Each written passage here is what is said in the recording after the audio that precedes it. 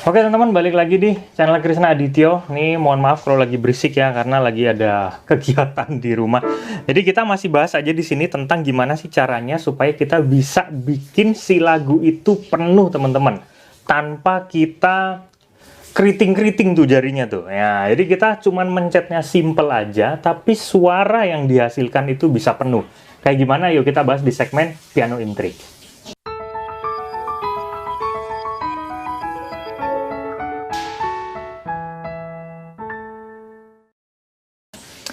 Oke, di sini kita bahas khusus untuk kita main ballad ya, atau kita main lagu pop ya teman-teman. Kita di sini nggak bahas jazz dulu, karena ini menurut Mas Kris menarik untuk kita bahas juga. Kadang ada beberapa, kadang apa ya, kita itu mindsetnya kalau mau penuh itu kita mesti penuhin dia punya melodinya, pergerakan melodinya, movementnya. Ternyata nggak juga teman-teman. Ada beberapa cara yang signifikan banget, yang benar-benar bekerja banget untuk bikin suara tersebut lebih penuh teman-teman. Nah, misalnya kayak gini, kita coba, Mas Kris kasih contoh yang movementnya penuh ya. Misalnya kayak gini nih, kita pakai lagunya Kulihat Ibu Pertiwi misalnya.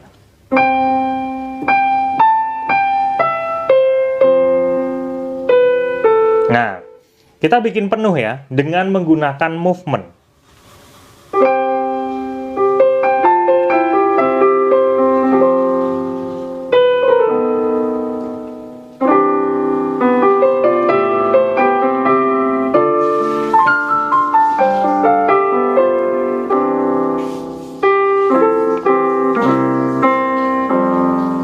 Nah, macam gitu. Kan keriting jarinya ya. Kalau teman-teman pemula kan susah untuk ngikutin kayak gitu. Ini ada triknya supaya dia itu nggak ribet-ribet untuk macam kayak gitu, tapi suaranya udah penuh. Menggunakan apa? Menggunakan dasar dari konsep voicing ya. Voicing berarti dari mana? Dari chord. Di jazz ada voicing, di pop itu juga ada voicing. Nah, kita cara kerjanya seperti apa? Kita bahas dulu cara kerjanya ya, baru kita bahas prakteknya seperti biasanya. Oke, melodi ini itu pasti dia akan berdampingan dengan chord. Misalnya, di awal mula aja kita udah mencet melodi berdampingan dengan chord. Tuh.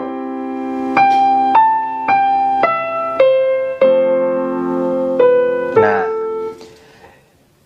kemudian, kalau kita bisa lihat, tidak semua pergerakan movement melodi yang ada di tangan kanan itu dipukul bersamaan dengan chord.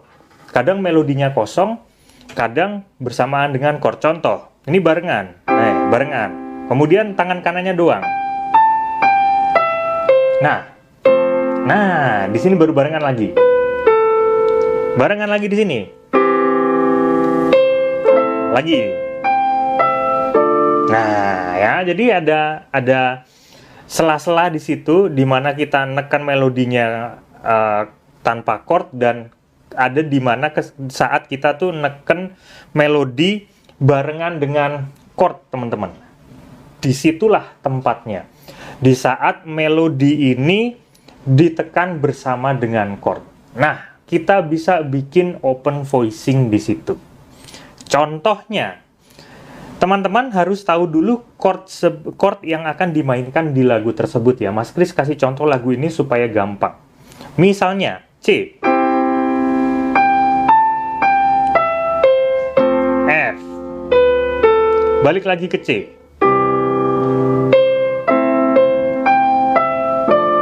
Oke, nah sekarang kita bikin suaranya ini jadi lebih kaya ya.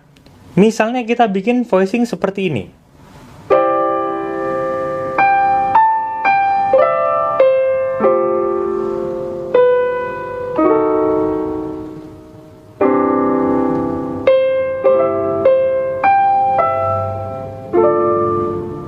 Oke. Ini dia akan lebih kaya daripada kalau kita main double.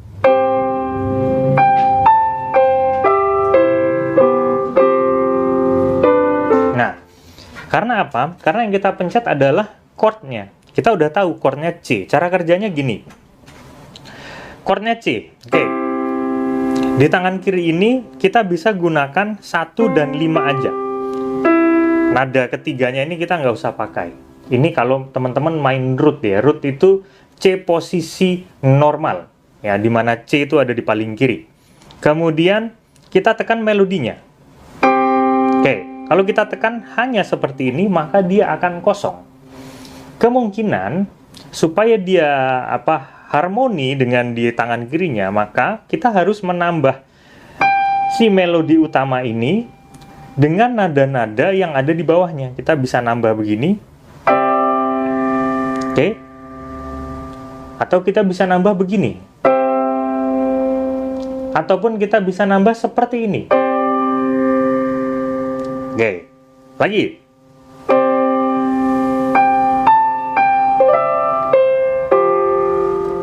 Nah.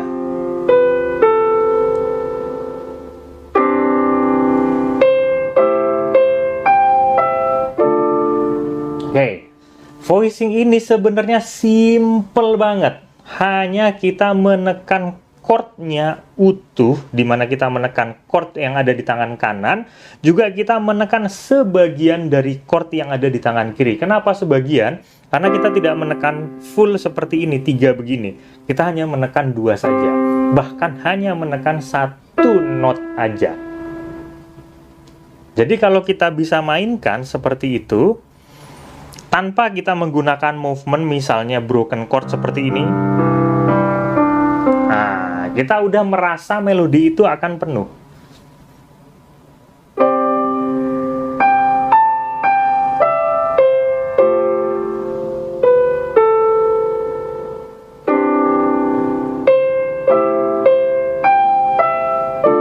Nah, ini so dia udah penuh karena kita nekannya di sini.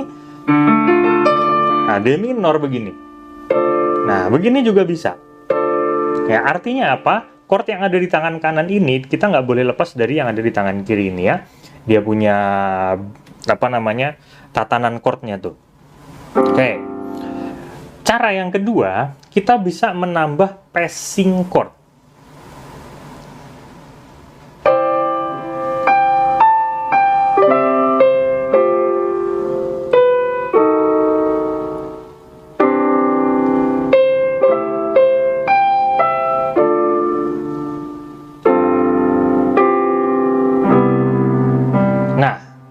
Passing chord juga nggak usah miring-miring, dia punya chordnya, bukan chord miring, tapi chord yang memang dia bisa untuk menjembatani ke kalimat berikutnya. Misalnya,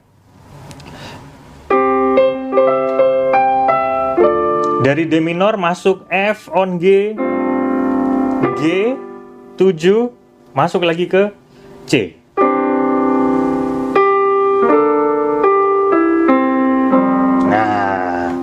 Lain kalau kita bermain menggunakan movement yang lebih ribet.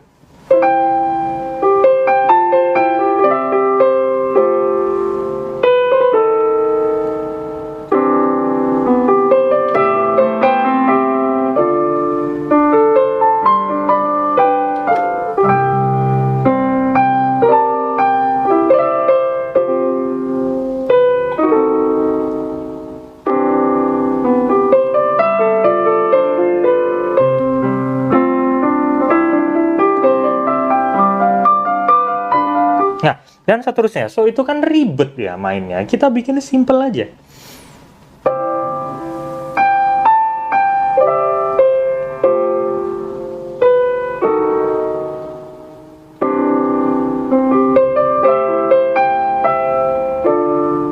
Chord, pam, pam.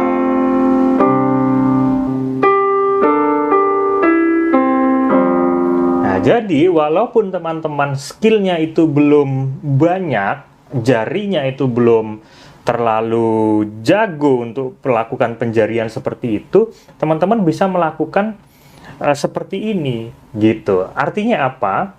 Dengan menggunakan kemampuan yang ada, kita juga bisa kok main rapi. Ya, bukan berarti main rapi itu harus skillnya banyak. Memang skillnya banyak akan mendukung untuk kita main rapi.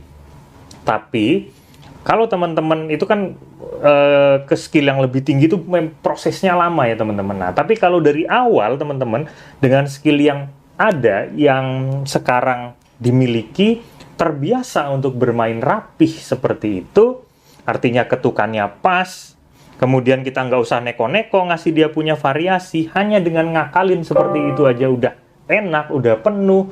Terbiasa bermain seperti itu, nanti ke depannya pas temen-temen skillnya upgrade terus, dan jarinya udah bisa kemana-mana gitu, akan terbiasa untuk bermain rapih. Dan kalau nunjukin permainan yang salah itu susah. Mas Kris makanya susah. Permainan yang salah nih kayak gini nih. Nah, nggak bisa, karena udah terbiasa mainnya rapih. Gitu teman-teman. Semoga bisa bermanfaat ke depannya. Kita ketemu di kesempatan berikutnya. Sehat selalu dan salam harmoni.